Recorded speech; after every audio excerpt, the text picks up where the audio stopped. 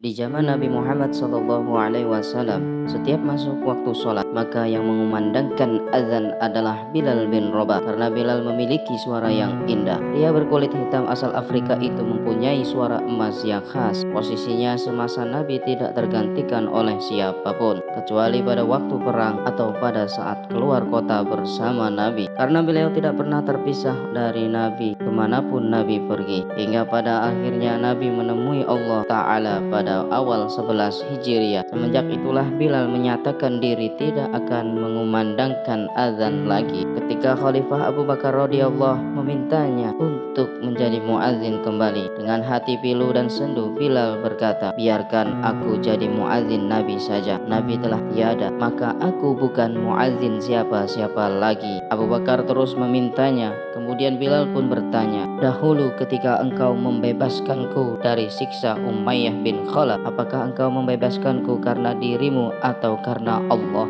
Abu Bakar radhiyallahu anhu kemudian terdiam. "Jika engkau membebaskanku karena dirimu, maka aku bersedia menjadi muazzinmu. Tetapi jika engkau dulu membebaskanku karena Allah, maka biarkan aku dengan keputusanku." Dan Abu Bakar radhiyallahu anhu pun tak bisa lagi meminta Bilal radhiyallahu anhu untuk kembali mengumandangkan azan. Kesedihan karena ditinggal wafat Nabi SAW mengendap di hati Bilal radhiyallahu anhu, dan kesedihan itu yang mendorongnya untuk meninggalkan Madinah. Dia ikut pasukan Fath Islami menuju negara Sam dan kemudian tinggal di Homs, Syria. Lama Bilal radhiyallahu anhu tak mengunjungi Madinah, sampai pada suatu malam Nabi SAW hadir dalam mimpi Bilal dan mengucapkan, "Wahai Bilal, kenapa engkau tak mengunjungiku? Kenapa sampai begini?" Bilal pun bangun terperanjat. Segera Bilal mempersiapkan perjalanan ke Madinah untuk ziarah kepada Nabi. Setibanya di Madinah, Bilal menangis melepas rasa rindunya pada sang kekasih Nabi SAW. Kemudian dua pemuda yang telah beranjak dewasa mendekatinya. Keduanya adalah cucu Nabi SAW, Hasan dan Husain. Sembari mata sembab oleh tangis, Bilal yang kian beranjak tua memeluk kedua cucu Nabi SAW itu. Salah satu dari keduanya berkata kepada Bilal, "Paman, maukah engkau sekali saja mengumandangkan azan untuk kami? Kami ingin mengenang kakek kami kala itu." Umar bin Khattab yang telah jadi khalifah juga sedang melihat pemandangan mengharukan itu, dan beliau juga memohon kepada Bilal untuk mengumandangkan azan meskipun hanya sekali saja. Bilal pun memenuhi permintaan itu. Saat masuk waktu sholat tiba, Bilal naik ke tempat dahulu biasa dia azan pada masa Nabi SAW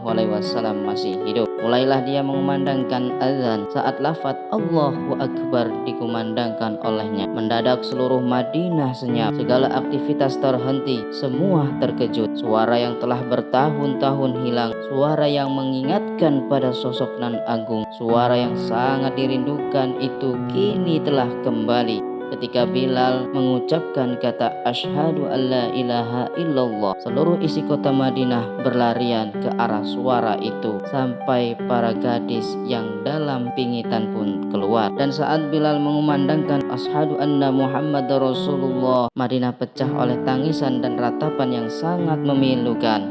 Semua menangis, teringat masa-masa indah bersama Nabi. Umar bin Khattab yang paling keras tangisannya. Bahkan Bilal sendiri pun tak sanggup meneruskan azannya. Lidahnya dipenuhi oleh air mata yang berderai. Hari itu Madinah mengenang masa saat masih ada Nabi SAW. Tak ada pribadi agung yang begitu dicintai seperti Nabi SAW. Dan azan itu, azan yang tak bisa diselesaikan, adalah azan terakhirnya Bilal radhiyallahu anhu. Semenjak Nabi SAW wafat, dia tak pernah bersedia lagi mengumandangkan azan, sebab kesedihan yang sangat mencabik-cabik hatinya mengenang seseorang yang telah mengangkat derajatnya begitu tinggi. Semoga kita semua dapat merasakan nikmatnya rindu dan cinta seperti yang Allah karuniakan kepada sahabat Bilal bin Rabah radhiyallahu anhu.